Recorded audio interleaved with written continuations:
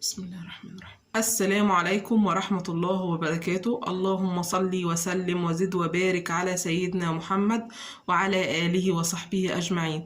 أهلا بكم أحبائي في قناتكم غداء وتحلية. ازيكم حبيباتي؟ عاملين يا رب تكونوا بخير وفي أحسن حال.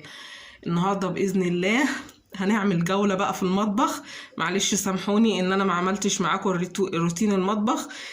كنت عايزة اخد حريتي اكتر وانا بشتغل. انا قلت بعد ما خلصت واوريكم بقى كل حاجة على الطبيعة. انا مطبخي يعني اللهم لك الحمد هو مش سيراميك ولا اي حاجة، بس انا بحاول اجدد فيه على قد ما اقدر. وان شاء الله هنجيب مشتريات تاني ليه باذن الله.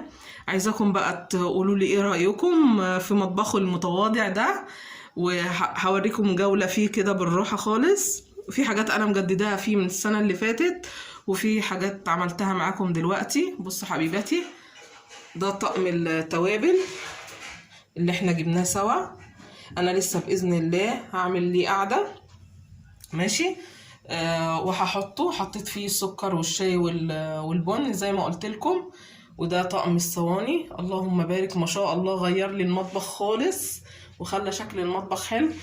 ودي المعالق اللي هي المكاييل، حطيتها هنا. كان عندي الستاند ده كان محطوط عليه معالق وادمت بقى، فقلت اغير وهجيب حاجات تانية احطها برضو على نفس الستاند. وده الطقم بصوا ابو 10 جنيه حبايب. بصوا عامل ازاي ما شاء الله، اللهم بارك.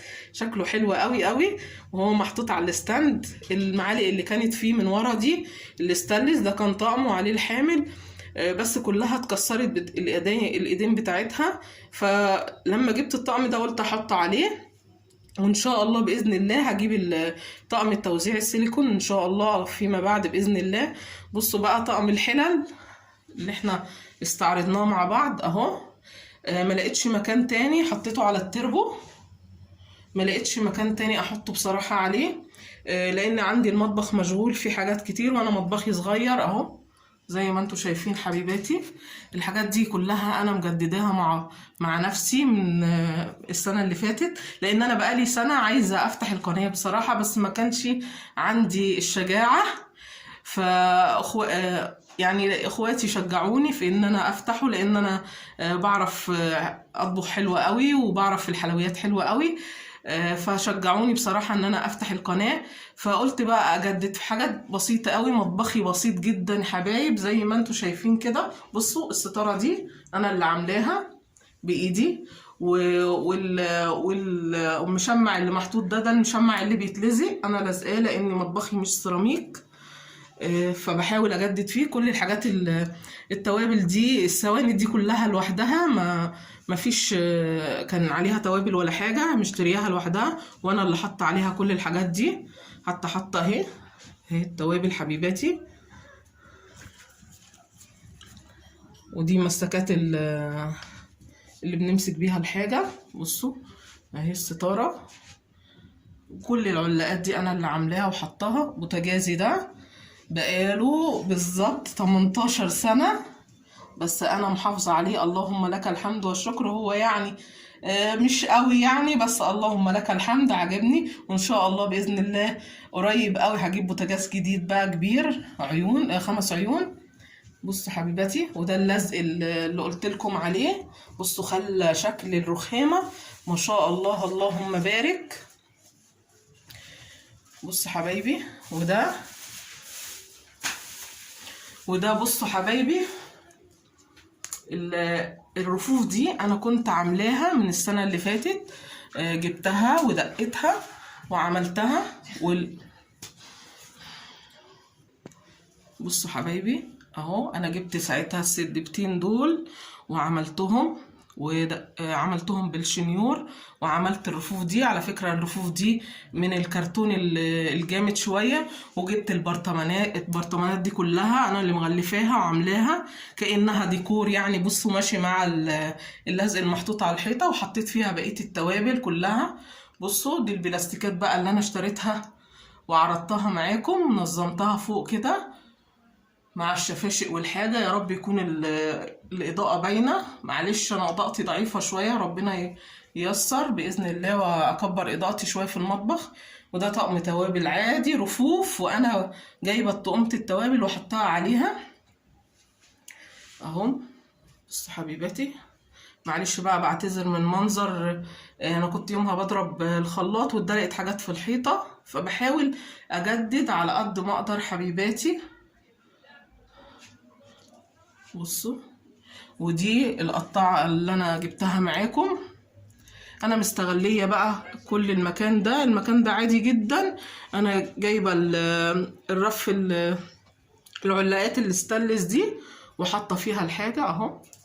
بصوا حبيباتي، على قدي خالص. اللهم لك الحمد والشكر يا رب، اللهم لك الحمد والشكر. بس اهم حاجه النظافه، دي اهم حاجه. والستاره دي بصوا اللي تحت الحوض انا عاملاها بايدي، بصوا، ولازقه برضو الاستيكر اللي بيلزق ده. بصوا الستاره اهي من تحت مدلعاها يعني على الاخر حبيباتي. ومطبخي الحمد لله يعني انا بحمد ربنا عليه وبشكر فضله على قد ايديا. كل حاجه عاملاها بايدي انا في المطبخ ده، مفيش حاجه مش عاملاها بايديا. وربنا يكرمني بان شاء الله، يوسع عليا واسكن في شقه حلوه كده بالسيراميك. نفسي بصراحه في مطبخ سيراميك عشان اعمل فيه احلى شغل. ان شاء الله معاكم باذن الله حبيباتي، نكبر سوا ونطور كل حاجه بايدينا. المطبخ بقى من فوق كده حطينا الحاجات. بصوا حبايبي اهو، حتى بتاعه المناديل المطبخ انا اللي عاملاها بايدي بالكرتون، وعاملاها ومزوقاها. كل حاجه انا بحب الاشغال اليدويه قوي، بحب اعمل كل حاجه بايديا. اللهم لك الحمد والشكر.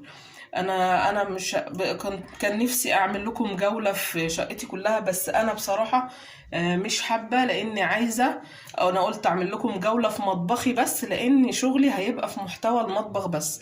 انا حابه ان انا اطبخ واوريكم اكلاتي وحلوياتي، ومشترواتي باذن الله فيما بعد.